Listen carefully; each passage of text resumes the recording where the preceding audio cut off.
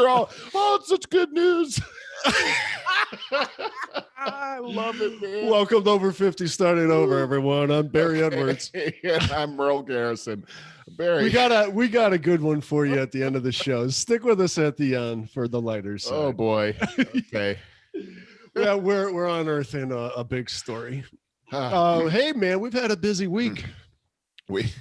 I had to pull myself together. Yeah, we really have. Yeah, so we did a podcast on Cyber Talk with Rex Lee on Wednesday, which you do. You are co-host of every Wednesday. Yes. I came on as a very, very special guest, and it was fun. Talking, of course, about AI and the need for electronic bill of rights because social media is just manipulating the crap out of us, and we were never prepared for it legally. Not only were we not prepared for it, I mean, the way this worked, we couldn't even tell that anything was really happening until these insiders that developed these addictive programs left and decided to expose what they were doing. Right. Just so you know, I shared the screen thing, so if you need to share the screen. Oh yeah, thank you. Yeah, so you could check that out on ibmtv.tv and you'll see Cyber Talk there. It's really a good episode with a lot of good information, and then we get into casual conversation back and forth about it, which went very, very well, so it's worth looking at. Then yesterday, we had a special guest on the show. It should be coming out, I think, Tuesday. My friend Erby Greenwood, who I've mentioned several times in the past, his son was murdered last June. Mm-hmm. And so we discussed what happened there, his struggle with therapy, his struggle with dealing with it, and finally his struggle with trying to find justice. So I got some editing to do there. We did have some hiccups here and there. Of course, it was emotional. Of course. Yes. And it's such private and personal subject matter that, in retrospect, I could have done a much better job. Because my first credo was all along since this happened was to not have Erby ever feel exploited. That it's his story to tell, not mine.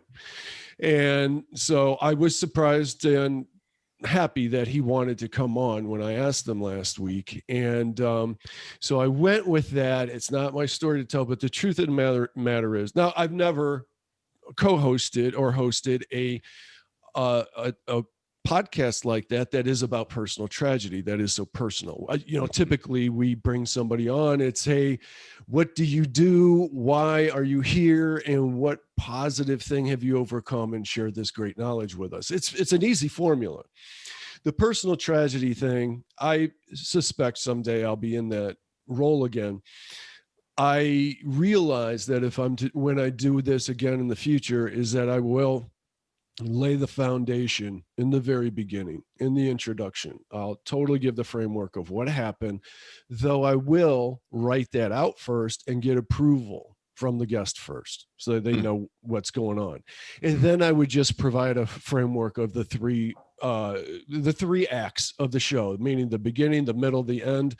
We did have it in the sense of we did talk about the incident, how that unfolded, that day and the next day.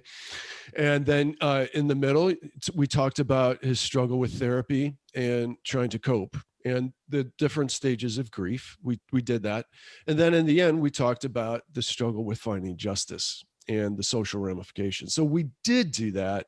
But if I would have provided that framework, this is for, we're talking more and more about podcasts there. We found that there's an interest in it. And this is why I'm laying that out. So anybody that has a podcast or wants to embark on one, there's a good piece of advice on how to host. Yeah. I think so too. And we're figuring this out, I think, after a year and a half, and gosh, we're almost, what is this, our second to last episode before the end of the third season?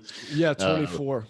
Yeah. 24. So, okay. So I think it's 26 as a season, right? Yes. So we've got 2 more episodes and we're done with season 3. And, we're feeling this out. We're getting better at this. I thought it was pretty well done, considering the subject matter. Very, very, very hard.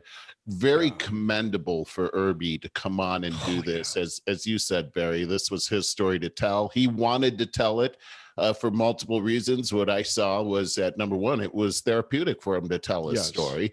Yes. And it was surprising to me what he said was that it hasn't gotten easier for him. It's gotten actually worse since the days after his son's passing. And, so telling that story, although hard, and you could tell it was hard for him to tell the story, it was good for him. It was good for his soul to be able to do that. And then secondly, it's an unsolved murder. He needs to be able to get the word out to in every type of medium to be able to get exposure so that somebody might come forward with evidence to really shed some light onto what really happened with his son. And then number three was that he saw that in his tragedy that he had the ability to help other people that are experiencing the same thing. Or I even found that where he started talking about joining in on finding out that other people were having tragic deaths and joining in the group really therapy celebration of their lives, and even sharing in their grief. And I found that was very interesting, very commendable. I know that Erby is hurting, but I can see that he's on a trajectory that's going to bring him to a place where he feels whole again. I've watched him go through these phases for a large part. And I'm going to tell you straight up, at least the first 2 months, he was in a state of shock. I could tell that it wasn't processing, Yeah. I think that's your body and mind's way of protecting itself. Absolutely it is. I think the mind went, oh no, we got to let this do a slow trickle in. And now he is coming up on, this is horrible, but in a few weeks, he's coming up on what would be his son's 19th birthday. Mm-hmm. 4 weeks after that, he's coming up on the anniversary of his murder. I think these are going to be the hardest times that he's faced yet, to be honest. You're probably right. I can recall in my own life, those types of anniversaries coming up are tough. That first year is very tough. And then every year after that, the pain starts to subside a bit more and a bit more. I know that when you're in the middle of these things, it just seems like the pain is never going to subside in any way whatsoever. In many ways, he's never going to get over that. I mean, you can't get over something like that ever. But there are ways of coping with it and also learning how to let those experiences strengthen you. And that sounds counterintuitive, but that is something that you have to allow to happen if you want it to happen. There are ways to strengthen yourself through this. And I think he's on the track of doing that by being involved in the therapy sessions that he's in. And I think that as he gains his strength, that he will find himself in a position where he can help other people. I could say this, though, Barry, something I could very much relate to was that feeling that he had of, how do I get rid of this feeling of I want to get revenge here. I want to avenge the death of my son. Of course. And wow, is that powerful. So we did talk about his struggle with that feeling for revenge. I think that was a very good conversation that you guys should tune into. Equally as important and powerful as his struggle with faith. And that is the number one reason why I just felt it was so important for you to be on the show. And I got to commend you. I thought you were just exactly what was needed on that show. I thought you did an amazing job. I think that you found a new friend. You guys I really like him a lot. I could see right away why you guys hit it off so well. Yeah. And I at the end, I think we were off the air, but we were. I wish I would have recorded that like our after show. I thought about that later. Go ahead, sir. Well, we were laughing about your liquid cheese thing. I forgot. I remember that from Silver Ghettos. Yeah. Oh yeah. Yeah. Even in my loft. I remember you and Scott would come over. I'd bring out the Frito-Lay cheese whiz or whatever that was. What So are you doing? That's got to be pure poison right there. Okay, just a little backstory. Erby came over one time. I knew he was coming over, and I bought some snacks. I bought some of that. It was just in front of my face, and Lisa came home. I didn't expect her to come home. She is like, "What on earth is that?" You know, she gets on me, and I said, "Erby brought it over," and totally busted. And then when he came over about a week ago, as a joke, he brought some of that over.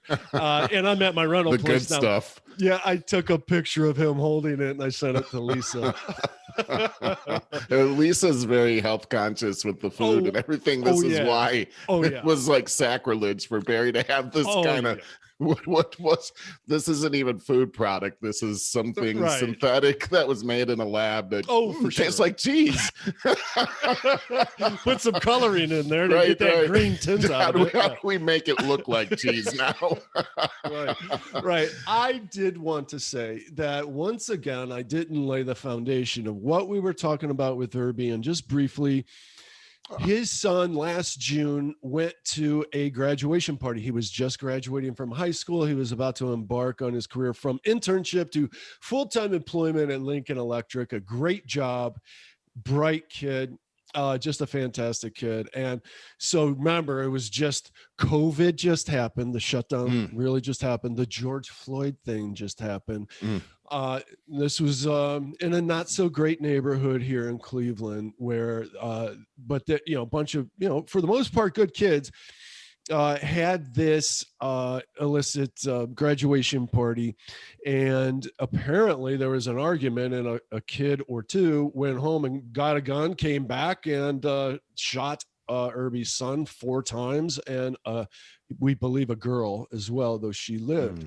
So it was black on black crime in the height of the Black Lives Matters movement and riots, which we like to call peaceful protests. But that was all going on all at that same time, along with Erby's extreme health problems. So we covered a lot of ground on that podcast. No kidding. I mean, Erby has, over the last few years, has been through so much with the passing of his girlfriend, and then of 11 years. And then his son, of course. How horrible. Something that Erby said yesterday that I thought was such great advice when I was asking him what he tells his son, who is the youngest son, who his surviving son is alive. And he said, when you see a fool, walk away. Yeah. And he talked about the fact that he learned this late in his own life, but how this could have an impact on a young person's life. And I gotta say, that is some fantastic advice, right? If young people would hear what Erby said right there, it would change. If they would heed that, it would change the world. I believe that quite possibly his son may have lived if that had happened. I don't know that for sure. Nobody does. Yeah. But this could save a lot of lives out there. The whole pride thing is what gets us in so much trouble. When somebody's acting ignorant and saying certain things that are inflammatory, especially during this whole heightened tensions regarding races, people are bound to say some really dumb things, emotionally triggered type things, and your choice is whether to engage in that or not. And Erby's advice is walk away. And I think that it's such good advice. My own life, I think about, what good is it going to be if I get into a fight with this guy? What am I going to convince him with my fists? I mean, that doesn't work. Right. And what ends up happening is you both end up in the hospital or dead. And lawsuits. Is it? Yeah, a record. It? Yeah, a record, a legal record. No. Well, here's the thing: you could get into a fight in the street and get killed, and then I've got 2 kids. What, they're going to lose their dad over something like that, or as a kid, you have your whole life in front of you. The best years of your life are in front of you, and you're going to sacrifice that because some guy is an idiot. I mean, It's just not worth it.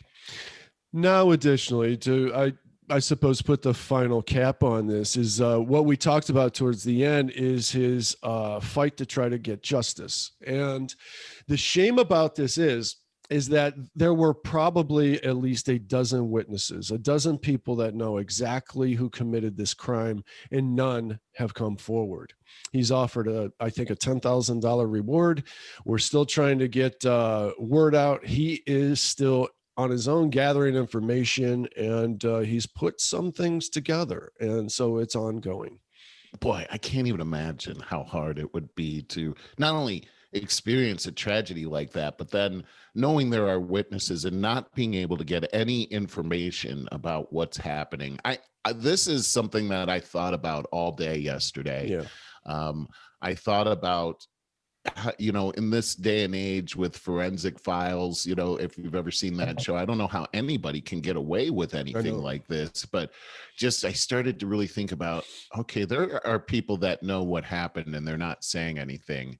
And why? And it just boils down to fear, and it's legitimate fear. They actually saw somebody get murdered in front of them. Mm-hmm. They don't want that to happen to them. Yeah. And in these days, that's the kind of thing that happens. And so it's the knee-jerk reaction for me was to be angry that these people aren't saying anything. But then when I tried to put myself in their shoes, I thought, man, they're just people. You know, they're afraid. It's a terrible thing. There's a saying: snitches get stitches, and they do. That's what they're told. So you're right. It's fear. It's legitimate fear. But then there's the other side of it. They got to live with that. How can they think about the terrible burden that these people have on them right now? I mean, torment. The torment. I still think that would be way more than enough motivation to anonymously give that information out. I talked about this with Anne-Marie last night, and she was saying the same thing, that anonymously somebody should be able to give that information. But then I thought about this, that, hey, something happens anonymously, and think about the criminal mind. The inquiries start being made, and then they realize, hey, somebody's ratted me out. They could take everyone at that party out if they wanted to. You're right. And so these things have happened in the past, and this is the code of the city now, and this is the tragedy that's happened. I think two other things I wanted to bring up here. The moment he walked into the emergency room with his ex-wife and saw their son's body, he talked about the noise that the mother made. A scream like he's never heard before. I just, you know, there's the bond between a mother and this is a child. He just turned 18, but come on, this is a boy. That's her baby. He's legally a man, but this is her little boy. Yeah. And I just can't even imagine. That's so unnatural. It's so unnatural. Absolutely. You know, there was one other thing, I can't remember it now, but what a thing. I as we were going through this, I remember I kept looking at my watch, and it would only be 1 minute after the last time I looked at my watch, and it was uphill. It was a grind, but it was good. And I'm really again, commend Erby for being able to talk about this terrible tragedy. And I pray that the folks that are responsible for this are brought to justice, and I certainly do. Yeah, I certainly do as well. You know, he even touched on talking about the whole firearm debate, and he's like, you know, whatever that's you what want. I wanted to get to. Yeah, if you want to go and use that as ammunition for your political things, he's like, no law would have changed what happened. You know. Well, yeah, that was a that was a great point that he was making, is that no law would have changed that. But I think another thing that he talked about was that there are social activists out there that they hunt for occasions like this. They want to use occasions like this to exploit their cause. And that's exactly what he ran into, was that there were droves of people that came out of the woodwork that wanted to use Erby wanted to use his son's death as a way of promoting themselves. And another great piece of advice that he was putting out there to be careful of that. Keep an eye on that there are people out there like that. And what a shame that there are people out there like that. Yeah. And that was shocking. And, that's why the first thing, the main thing that was always in my mind was that I never wanted him to feel like we were going to exploit that. I think you made it pretty clear at the beginning of the show. And also it was his choice to come on the show and talk about these things. And I do think that you did a pretty good job of making sure that's what he wanted to do. Yeah. And even when we started to talk about the social issues, we took a break before that and asked him if he was willing to talk about that. I wanted to go back to your original comment about setting up the story.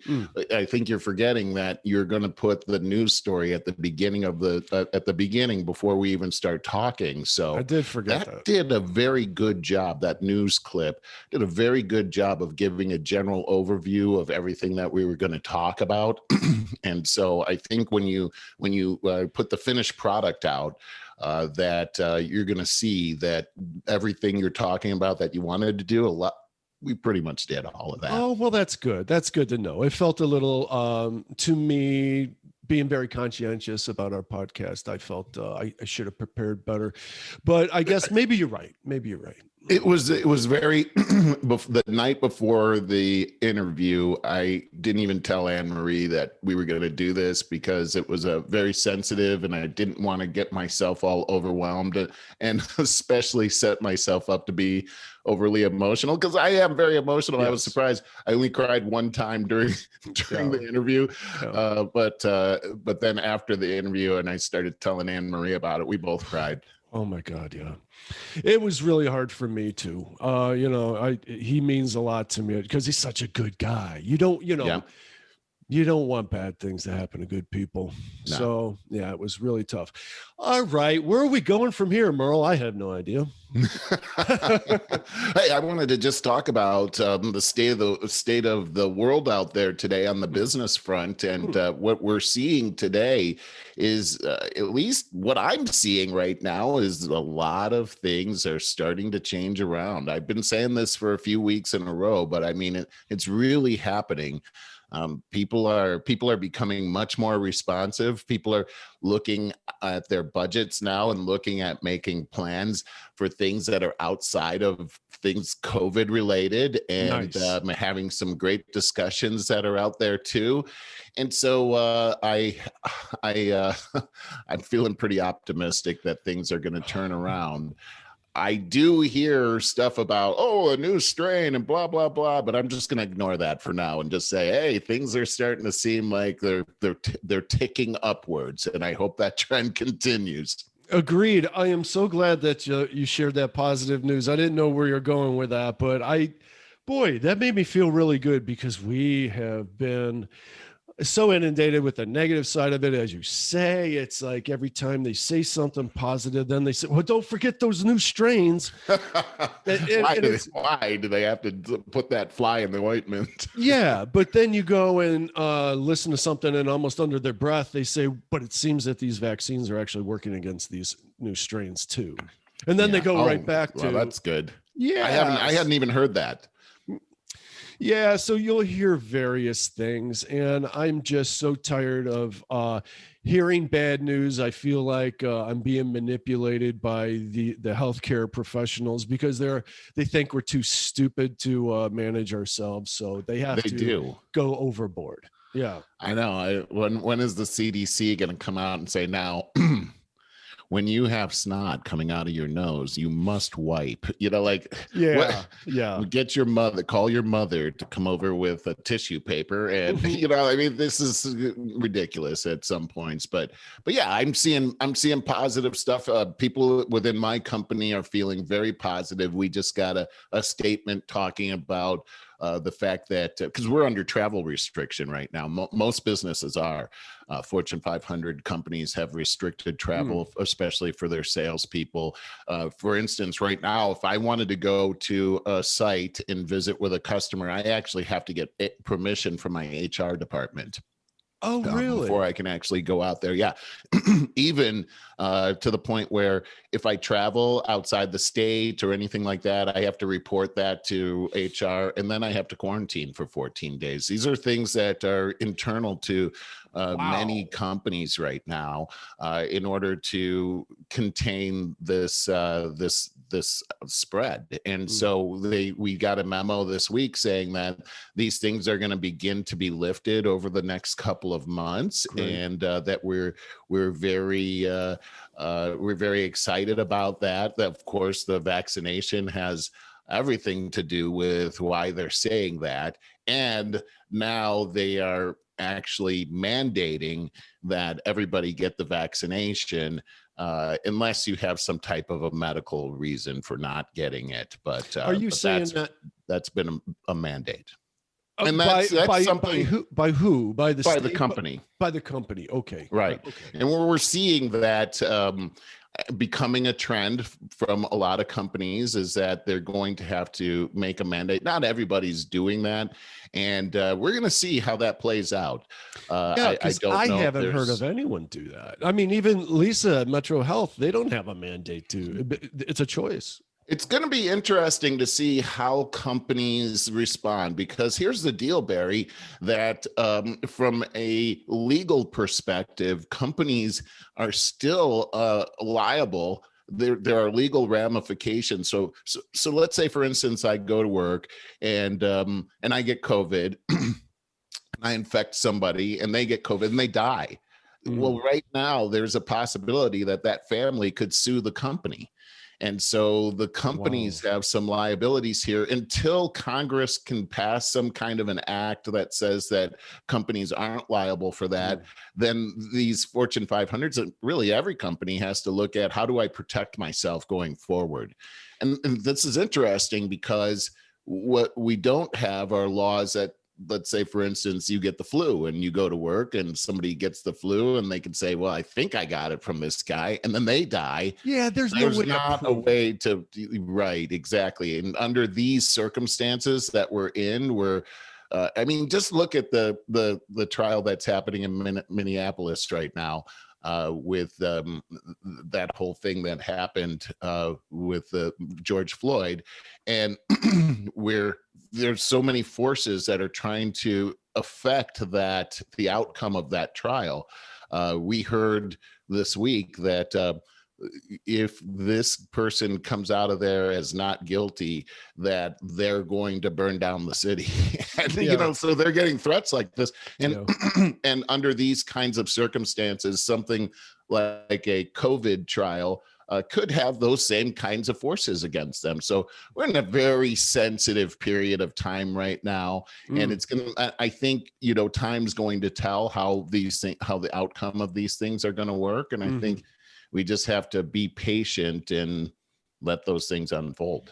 You raised a lot of interesting points there that I didn't know about or even think about, like the companies being liable. Now, on the other hand, if they're mandating the vaccine, now what if one of the employees has a horrible allergic reaction to it? Then are they going to be liable for that? Damned I if you do, damned if you don't. I think that there is quite a possibility that they would be. And I think Jeez. behind closed doors that corporate attorneys are probably looking at the statistics and saying, well, the odds of somebody dying from getting the vaccination are X%, but the odds of somebody dying if we don't do something are probably more probable than the other way Yeah. around. So those are the things that they have to weigh out right now. I'm glad I Wow. don't have to make those decisions. Yeah. However, I do believe that as we look at this, we're starting to see where corporations, especially Fortune 500 companies, are in a position to dictate our lifestyle as we go forward. As we can see, things like the Major League Baseball team and Delta and Coca-Cola, and how they're pushing Mm. the whole agenda down in Georgia right now with the voter laws that they just passed, Interesting you brought that up. that these Fortune 500 companies and really large businesses are now seeing that they are in the driver's seat for controlling a lot of our cultural norms now. Yeah, but I don't think so, because I did a deep dive into that. I was very interested, because it seems to me so like Gillette. Do you remember Gillette about a year ago putting out that really woke commercial that was like against toxic masculinity? You don't remember that? It's vaguely familiar to Horrible. me. Horrible. I mean, I couldn't believe it. And then Coca-Cola has also just vocally adopted the woke movement, right? I looked up both of these companies, and they've been on a big downward trend for several years now, both of them. So they're very virtue interesting, signaling, trying to turn the ship. But I think, I don't know the percentage of this, but I think the percentage of people that have adopted this ridiculous woke movement is probably along the 15 to 20% of the population range. But the people that see it for what it is, there's a real hatred against it. It's just a despicable thing. So I think these companies are, as big as they should have some smart people there at the helm. And I think they're adopting some really dumb, harmful policies. Yeah. Here's a story on that, is that Yahoo News and YouGov report that nearly 35% of Americans have started to watch less sports expressly due to woke social justice messaging. Nobody wants to see that crap on television. So this is the crazy thing, though, is that even though they're hurt financially, they seem to double down every single time. I don't get that. I don't get it either. Yeah. And here's another thing, is that, I like Coca-Cola. In fact, I just said it, my mouth kind of watered. I haven't had one for forever, but I sure do want one. And now, if I drink a Coca-Cola, I'm now like a part of this. You know what I mean? Yeah, like I'm drinking in social justice, and it tastes not so good. And, right. This is like you remember when they came out with the new improved Coca-Cola and they screwed it all up? It's like, quit screwing around with my formula here. Now I've got social justice in my Coke. I don't like that. This tastes horrible. That's what I mean. I don't follow how they justify that, because they're turning off a lot of people. They really should just mind their own business. So let me ask you this, Barry, because I don't know. We talked about this on Wednesday. After Wednesday and all the research I did regarding like cyber manipulation that's happening, I just was like kind of in a funk. Like, okay, I don't know what to believe. I can't. I watch the news. It doesn't matter. Fox, CNN, MSNBC. I don't believe any of you guys. I was angry. I was like, liars! Everyone's lying to me. And so then it's like, I don't know what to think. So I have to now come up with my own theories. Call them conspiracy theories or whatever. But I gotta read between the lines. Read between the lines, and then put these two stories together and the between the lines, and try to figure out what the real story is. Now you see what's happening in China right now, and they're making all of these moves, and so that here, get this, Barry. So the day that the Major League Baseball decided to pull out of Atlanta, the very next day, Major League Baseball solidified a deal with Tencent out in China, which carries all of their baseball games. And this is the very same company in China that boycotted the NBA after that general manager supported Hong Kong and their civil rights to protest. Well, they boycotted the NBA. The NBA is making more money off of China than they are the United States. Wow. So they are a massive market out there. And so the very day that they moved the All-Star game out of Atlanta because it didn't suit their values, they made a massive deal with an oppressive government that's got like 1 million Uyghurs who are Muslims in concentration camps. And we're hearing stories coming out of those concentration camps of rape and mass murder happening there. Yeah. And so does that, we're talking about values here. And they're saying we can't do business in Atlanta because of their voting privilege or their voting rights values, but we're going to do all this business with China. Well, what about their values? And it's funny because Jen Psaki has been pushed on this, and she just gets mad at the whole thing because they're saying, well, when are you going to boycott the Olympics? Because the Olympics are coming up in China. And there's no plan to do that whatsoever. Here's the next thing is they talk about values. And I'm looking at history, it wasn't until 1947 until they let black people play in the major league. So what look, okay. That's just crazy. Just to think about that, they're going to be the moral bastion here when they didn't allow black people to play in their game. This is just, and lastly, this is just a game. And Joe Biden is out there saying, I'm very proud of the players because they're the very ones who are the ones that are oppressed. Really? I think they're millionaires. Every single one of them. They're not the oppressed people. Black and brown people. There's no war against black and brown people here in this country. Right. We have there's extremely prominent black and brown people here. The richest woman in the world lives here. Her name is Oprah Winfrey, and she's black. We had a black president. We can go into all of this. But anyway, the last and thing don't forget the new Asian hate rage that's going on. That's all manufactured. Absolutely. It turns out this whole thing, I mean, it's so jacked up and every single way. They went to Colorado, to Denver to do the All-Star game. And, in Denver, Colorado has the same kind of laws that Georgia has. In fact, it's actually a little more restrictive in Colorado than it is in Georgia.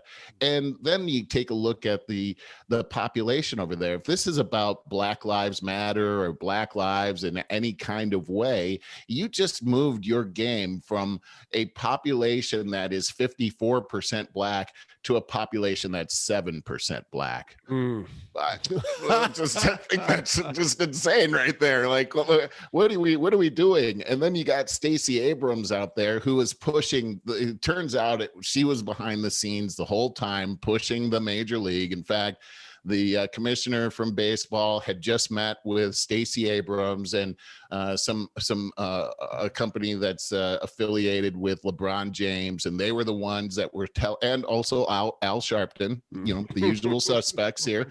Yeah. They're the ones that had a meeting with the commissioner, and then the next day the commissioner made a decision to move out of Atlanta. Now Stacey Abrams comes back and does an op-ed and says, hey, I stand with you guys, but don't leave Atlanta. We're going to lose money. I don't want to hurt the people here. And it's really the Republicans these dastardly Republicans that made these choices here. The fact of the matter is she's saying that the laws in Georgia are Jim Crow on steroids. That is outrageous. Because when you look at Jim Crow laws, you don't have to put those laws on steroids. They already are on steroids. And if you think that requiring an ID for voting is Jim Crow on steroids, I just want a reminder that, and also Delta Airlines, that, hey, we need an ID for everything we do. I don't know anybody that doesn't have one. And I've never heard that it was racist to have to produce an ID. Like, if I've been ID'd, I've never thought this is racist.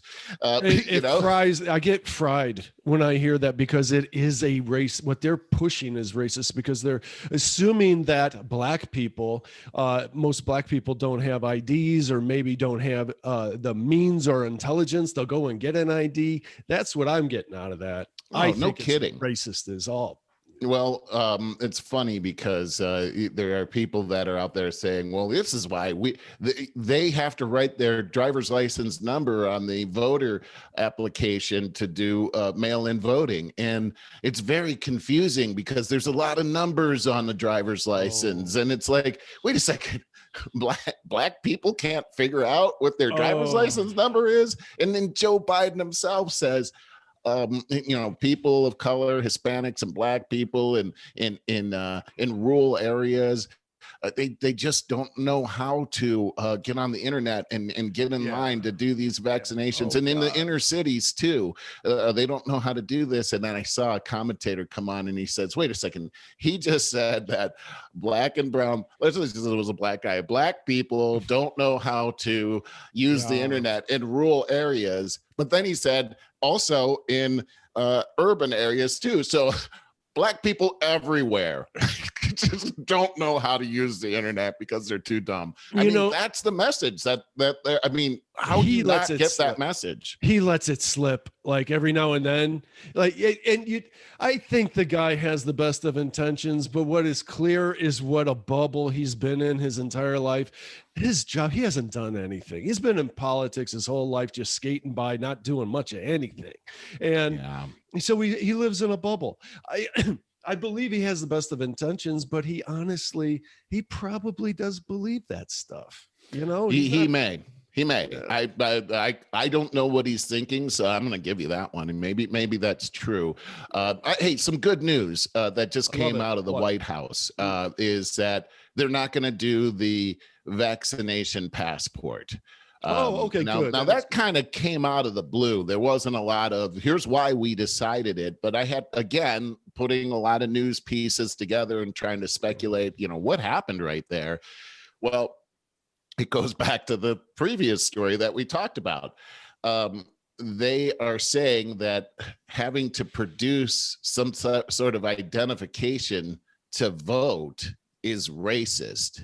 So now they're going to say, I need a vaccination passport, not just to vote, but just to even leave my house. And so how is that not racist when the voter ID is racist? So in the meantime, they've got this bill called SR1 that's sitting in the Senate right now.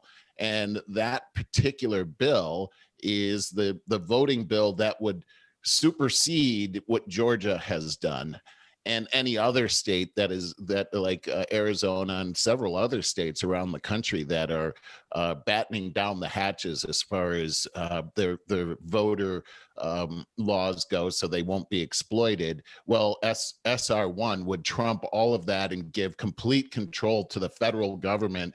The states won't have any say-so in how they run their elections after that. So all of these things are related.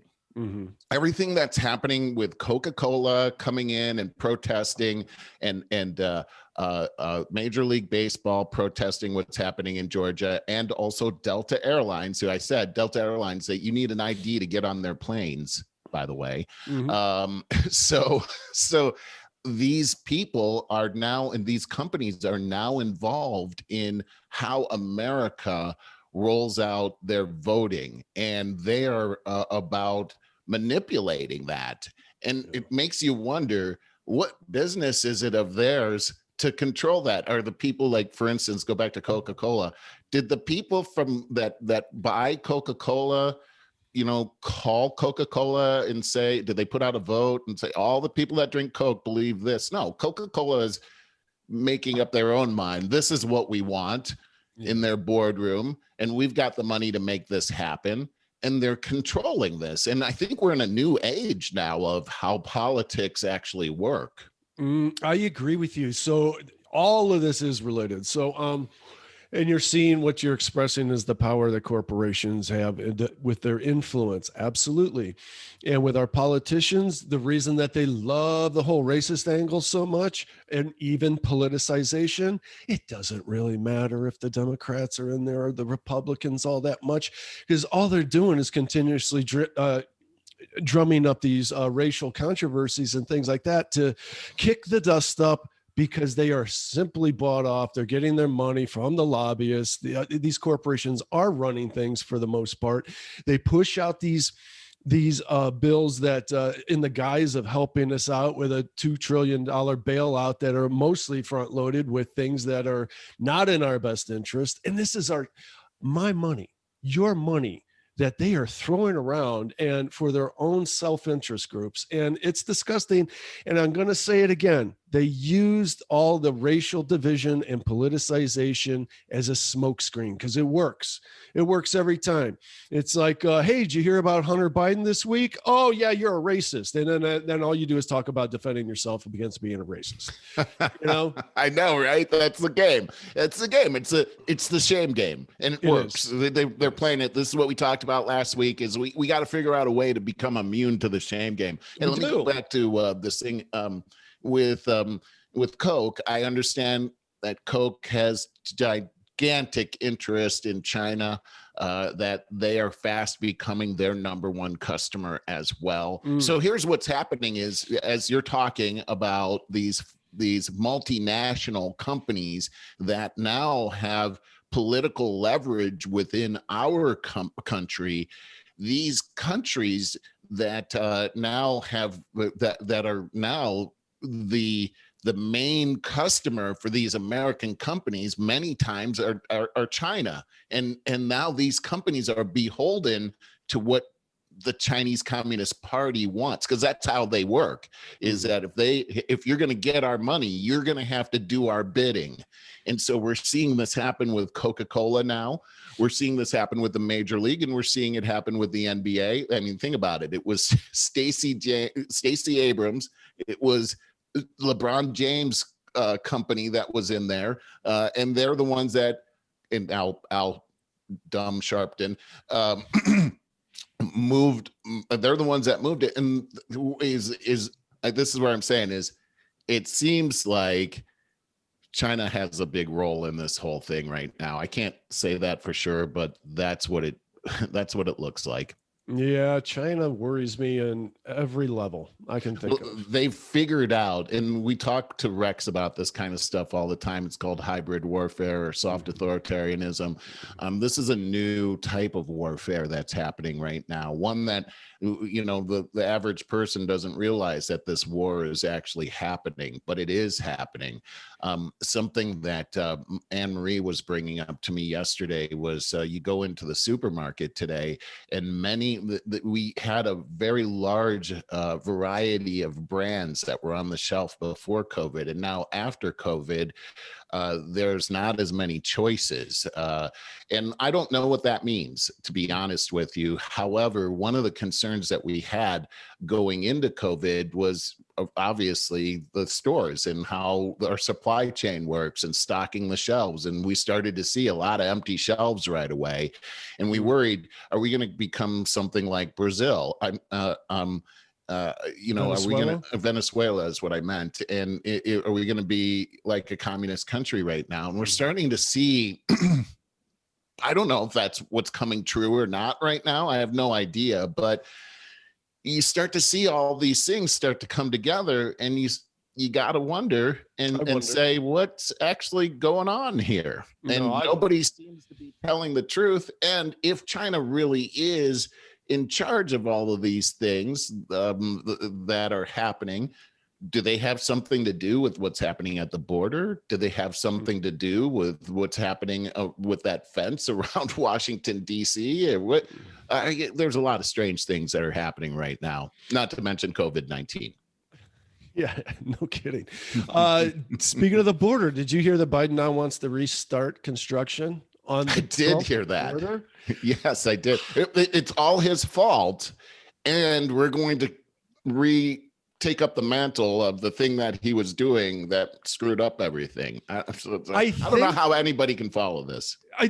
I know. I think the strategy is, and it's like, if this kind of strategy actually works, it's not, it's a condemnation of the average American's intelligence, because I think that the strategy is, let's make sure that this becomes the biggest problem ever right here up front. He's only been in the presidency for a few months, and it's become this ginormous problem. Then we're going to say that it's Trump's border problem, and then I'm going to say I'm going to fix it. It seems to be a formula that works every single time. It does. That's what they're doing. How does this work? I don't get it. But I agree with what you said. Yeah. This is a condemnation of the intelligence level of American society. The very notion that they can get away with this. I mean, I can just hear them in some boardroom right now. Let's tell them this. They're so stupid. They'll believe anything we tell them. You know, I believe that. I do believe that. I believe that that's exactly how that goes. The useful idiots. It works. I think so too, and so we have to be very aware that we've been compromised, and we have to realize that even the news media, I go back to that China thing. How easy would it be for them to buy off the news media? I mean, look, money talks, right? Like we go back to those Fortune or those multinational companies that we were talking about, the lobbyists and everything, and this new strategy of using these companies to influence elections and influence our culture. Well, think about it from a if you're a politician, I'm just going to put myself in their shoes. I'm rich. I am going to make more money for doing nothing than anyone could possibly even imagine. I mean, this is almost like if you've got an evil criminal mind, this is like the most brilliant thing ever, because these guys have unlimited amounts of money that they can just pour into you to make you all I got to do is read the script. Okay. And that's what they're doing. The perfect evidence. I mean, the most obvious evidence is, again, Hunter Biden is in the news in more drastic ways than ever, but they pushed it out of the news until now. That the manipulation of mainstream media is just unprecedented. You know what's interesting is you brought up Hunter Biden. So I just have to say, in the news this week was Hunter Biden, and it was just kind of funny to me that he's saying that regarding his laptop, that the famous laptop. Forensics proved this is. Yeah. So he's saying that, yes, I lost my laptop. It was stolen from me, and he's saying that it was the Russians that hacked into his laptop and put that information in there. Oh my God. You know how many people are thrilled to hear that? The Russians. Oh, the Russians have been gone for too long. You know, the Russians come in with their white hats to save the day. Yeah, they really love using the Russians, you know. Whenever you need a gap to fill, that's the Russians. Yeah, those dumb Russians, they did it again. I mean, I guess they're not so dumb.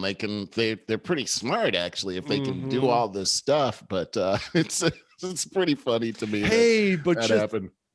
Speaking of political degenerates and gossipy kind of stuff, how about that Representative Matt Gaetz? Yeah, what's your take? Oh, I don't know. I don't go too far down those rabbit holes because it doesn't really interest me that much. But boy, this is just another like entitled kind of guy. That's what politics can do to you. That, you know, he's paying off hookers and just running around with a bunch of floozies and stuff like that. But I saw, you know, I like to read the comments. So when I see a YouTube video, I love it. The top rated one goes to the top all the time. The comment is, that's what happens when you look like an 80s teen movie bad guy.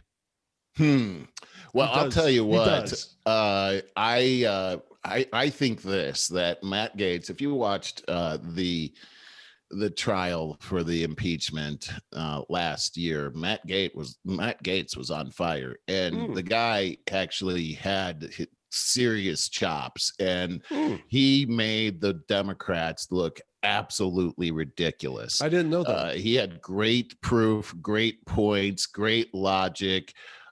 He actually is a major threat to the Democrat Party.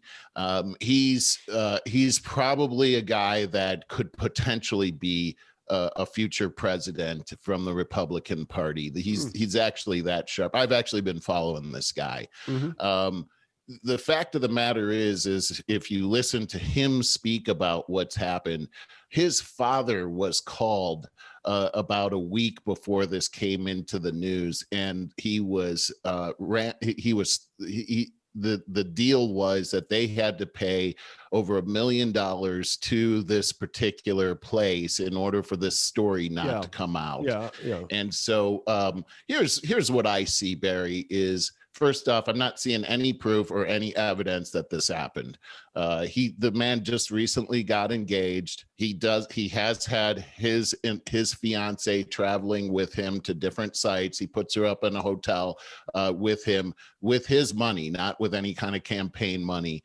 And they're saying that he has been with this 17-year-old girl. There's no name. There's no 17-year-old girl that they're bringing out. I don't know. Look, I don't know Matt Gaetz. I don't know what the truth is, but here's what I do know is that the easiest way to bring down a politician is to accuse them of sexual harassment. Yeah. And it seems like this is the tactic. And when you take a look at what is happening right now, people like Matt Gaetz are under attack because they are conservatives and conservative to the Constitution.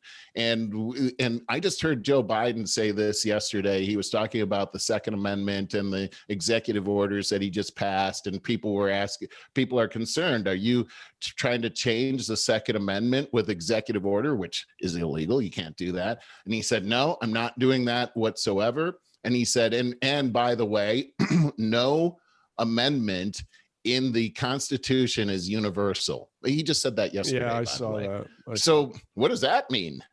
I never heard anybody say that before, but this is a progressive ideology, is that the Constitution is a changeable, evolving document. And that's really a progressive ideology right there. Yeah, I know. But conservatives don't believe that. I want to get back. This is the dilemma that's happening between Matt Gaetz and what's happening here between these people. There's a war between these people, and if we take them out, they're gone. I was leading to a point here, Barry, and that is, if you take a look at Cuomo and think about how they're bringing him down. Yeah. And there's like 10 or 11 women out there that say that he's sexually harassed him. That's not happening to Matt Gaetz, by the way. There's not a line of women that are coming out saying that. But here, Cuomo actually has got 15,000 deaths that he may be responsible for.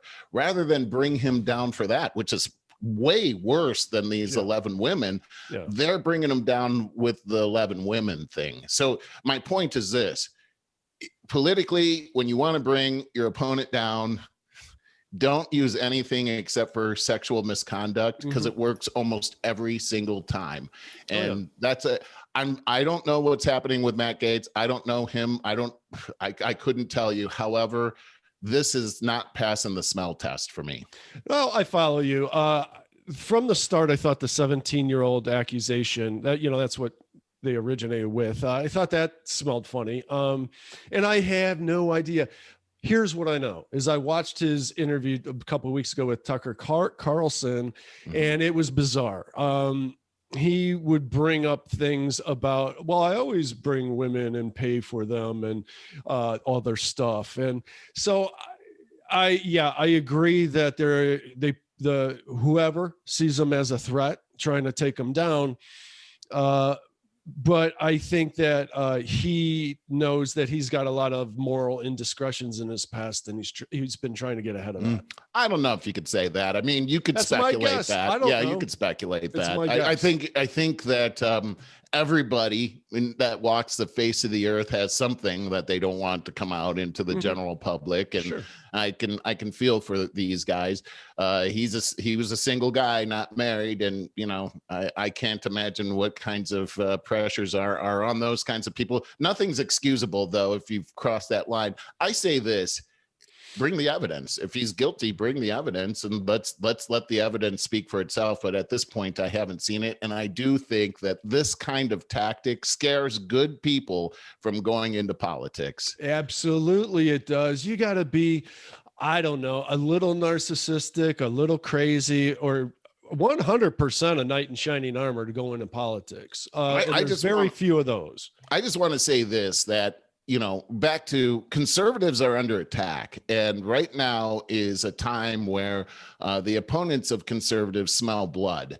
And, ever since the January 6th thing, it seems that there has been a push to try to marginalize conservatives in every single possible way. And this seems to be a part of Matt Gaetz from the House is one of their leaders. And so to pick off these guys one by one, you saw what happened to Josh Hawley, how the publisher banned his book that he put out. You see that there seems to be a pattern here that keeps on happening, and we'll see what happens.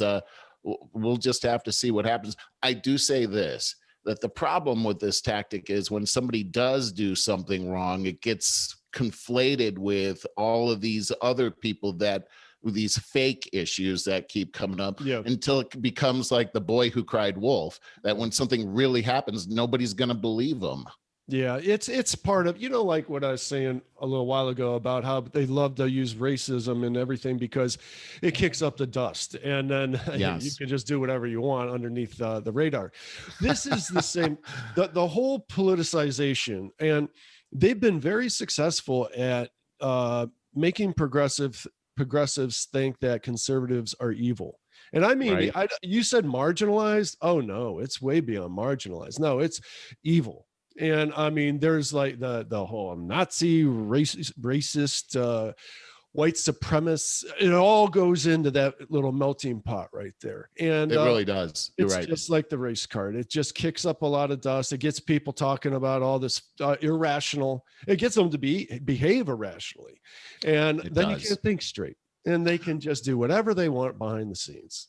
I saw this with the vaccination passport, where the statistics show that 47% of Trump supporters had said that they were not going to take the vaccination. And what better way to put those people away and make their voice not count? And, again, I don't know if that was their tactic, or I don't know if that's why they pulled it off the table. But it was the first thing that came to my mind. And if it was the first thing that came to my mind, it had to have come to their mind as well. Hey, I wanted to also bring up, go off of your thing about everything is racism now. Yeah. So we've got this massive spending plan on infrastructure happening, which, by the way, they've redefined what infrastructure is. If you look at that bill, that's a tactic that's happening. We've talked about this on the show, where we redefine words like racism has been redefined, and many other words have been redefined. But it turns out, dude, how about the word progressive? Yeah, exactly. That's a very good one. Yeah.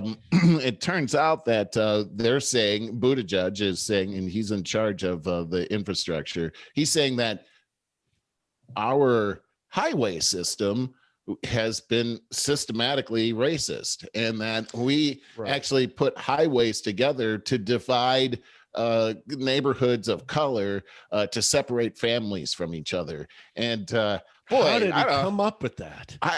This has not been in any of my history books or anything like that. So when people say these kinds of things, it's like, boy, you know what?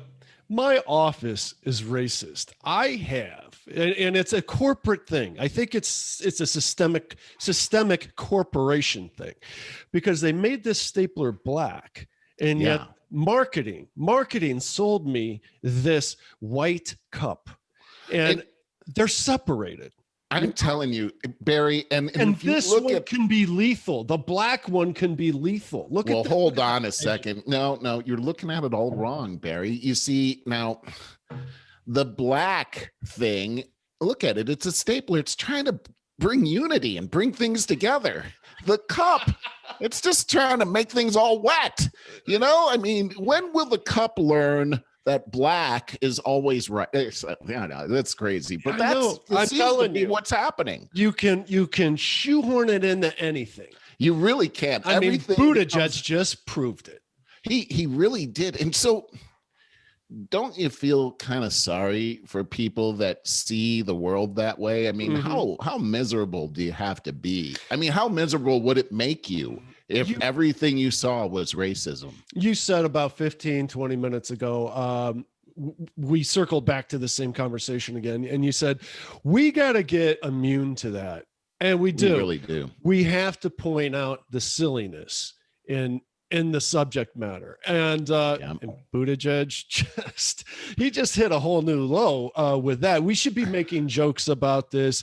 The whole racist thing, we need to, don't let it tweak you so you get an adrenaline surge seriously, that's what happens. That's true. Everybody gets so afraid that they're going to be called a racist that they got to call you one first. So it's a preemptive strike against exactly where we're at. The racism charge. It's silly. It's to really the point of silliness. We got to recognize that and start making jokes about it. We need to let our comedians start telling us jokes about it. And so we can put it in perspective. We need to start being able to make comedy movies again.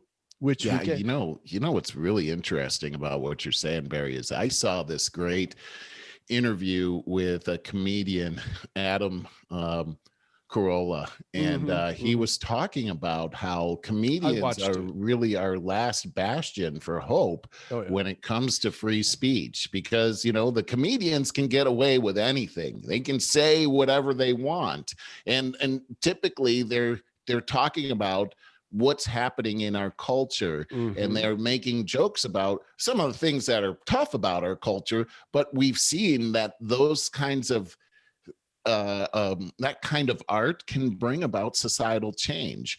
Yes. And what Adam Carolla is saying is that comedians now are scared. They are. The woke mob. Yeah. And they're being cut off from society if they don't say the right things. And what the net effect of it is, watch Saturday Night Live and tell me if you laugh one time during the whole thing, because it's not funny anymore. No, you can't be. And I mentioned before Alec Baldwin, who's cringy. He's so cringy. A comedian said about his Trump performance, which was horrible, but I guess if you're full of hate, you know that kind of hate, that you like it. But a comedian said of that, comedy that comes from hate is never funny. No. And that he was talking about Baldwin's performance. Yeah, I agree. Yeah, it's awful. You want to start lightening things up here? Yeah. Let's crack this nut? I guess. I guess that's actually not. That's terrible. Anyway, go ahead. You're all red, by the way. Already. I'm looking for it. Here we go. All right. So this is what we were laughing about at the top of the show. I have not gotten a chance to read this whole article yet, but I said to Merle, listen to this article. This is like crazy. This woman discovers her son's bride is her long lost daughter. And I'm like, oh, how cool is that? Merle's like, oh my God, that's horrifying. I said, explain that, Merle. I didn't see that angle. So yeah, I said, well, what a bummer. And Barry, you were almost like insulted. Like, what do you mean, what a bummer? And I'm so like, nice. Yeah, she found her daughter along. You got to hear the story. I'm like, I don't care what the story is. Her son is having sex with her daughter. I mean, his sister. Yeah. Yeah. The brother and sister. I mean, this is horrible. And how horrible for these two to discover it this way. And yet the mom's probably really happy. Yeah. So I didn't get a chance to read it, and I'm like, what happened? First of all, what happened to the daughter? And it does say her soon-to-be daughter-in-law is her biological daughter. Okay, so they didn't get married. I think the damage is done. No, it says the reunion. Yes, occurred at the wedding. Wait, no. Turns out who's covering their mouth? Is that the wife of the she's like, oh my God, I almost married my brother. Oh, jeez. Okay, turns out she went missing as a child and was picked up by her adoptive parents on the roadside some 20 years ago. Wow. I mean, think about it. There's like there's like more than 1 billion people in China. The odds of them hooking up together are astronomical. Right. Okay, because they found a birthmark. The mother noticed that the daughter-in-law here, bride-to-be, had a birthmark on the bride's hand, which looked strikingly similar to her long lost child. I mean, this is mind blowing with what you just said. You know, a billion people Yeah. there. Yeah. Determined to uncover the truth, the woman mustered the courage to ask the bride's parents whether she was adopted. After explaining her story and the birthmark, the bride's parents eventually confirmed that yes, indeed, the child was adopted. So details quickly ironed out that the bride confirmed that she was indeed the woman's long lost biological daughter. She was picked up along a roadside when she went missing 20 years ago.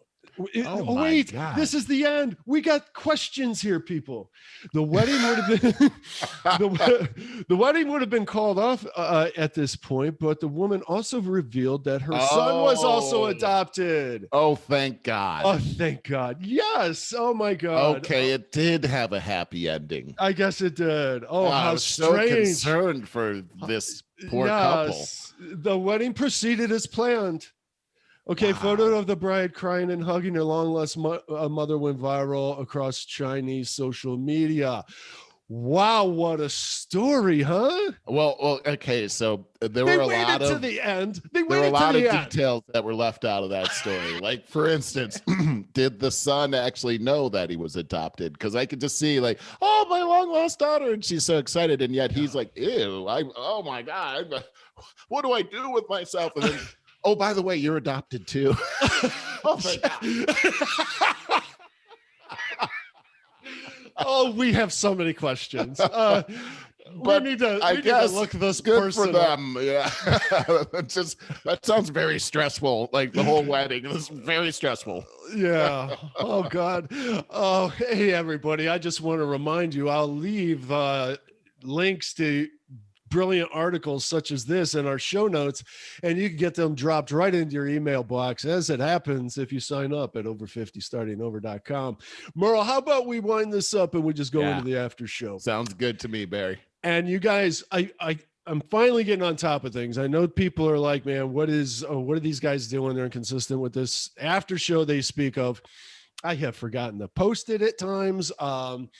I messed up the link like last oh yeah, week. I tried to tune into briefly. the link last time and it said that it was a private room or something. The truth is, what I did was I tried to schedule it for a couple hours after our regular show, right? And it was that plus 1 day later. Oh, gotcha. And then I caught it the next morning, went and then made it live. So getting a hang of things here. Here's the plan. That for you people that are listening to us on the podcast audio, I'm posting the after show, which I can schedule too. So I'm posting that. I'm scheduling that to come out on Monday. So you get our this show for the weekend. But when you get up in the morning to start your work week and go to the gym, you can listen to our brand new after show. It'll come out 5 a.m. on Mondays. But for the YouTube video watchers, I am going to schedule just a couple hours after our regular one so that when you watch the show, the thumbnail for the after show will come up right there. Oh, that's pretty sweet. Yeah, but I like that. You can't go wrong if you simply sign up for the email list because the links will all be in there. There okay, you go. Over 50 startingover.com. Right on. All right, everybody. Thank you for attending our whatever we call this. And Merle, see you in the after show. All right. Sounds good, Barry.